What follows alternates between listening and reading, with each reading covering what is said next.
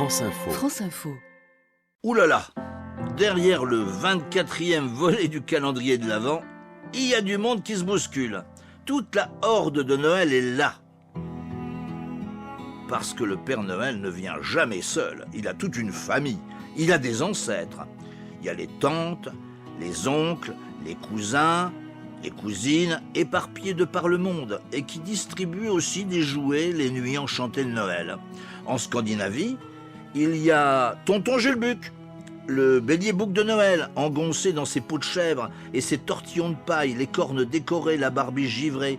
Il va bêler et frapper du sabot aux portes des maisons, apporter des cadeaux aux enfants qui le suivent dans sa tournée. En Norvège, en Suède, en Islande, ce sont les Julnis, les Jultomt, en Finlande, les Tomtu.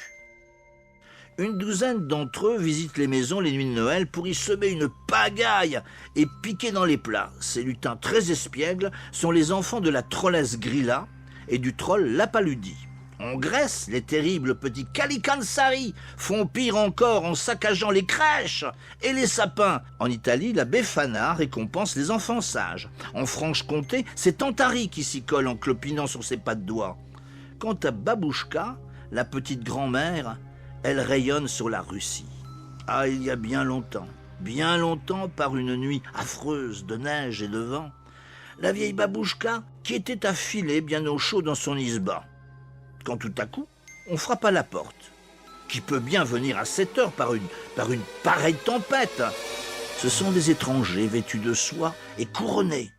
Ce sont les 3 rois mages, perdus dans l'immense forêt glacée. Ils cherchent le chemin qui conduit là où l'enfant divin vient de naître. Ils lui portent la myrrhe et l'encens. « Pouvez-vous nous guider jusque-là, ma bonne mère ?» Ah, mais Babouchka se sent trop vieille, trop fatiguée pour affronter une telle nuit à geler d'un coup le loup le plus coriace. Sur le seuil, elle leur indique la direction du sud, c'est tout droit, et elle rentre aussitôt au chaud. Mais elle a maintenant le cœur serré. Elle se sent pleine de honte et de remords. Elle n'aurait pas dû les laisser partir ainsi. Alors vite, elle a aussitôt enfilé bottes et manteau, empli un sac de jouets, et vers le sud, qu'à un quart, elle s'est mise à trottiner.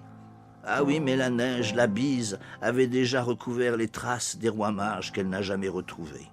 Depuis ce temps, tous les ans à la Noël, Babouchka, pour se faire pardonner, malgré le vent et la neige, va de maison en maison distribuer des cadeaux aux enfants.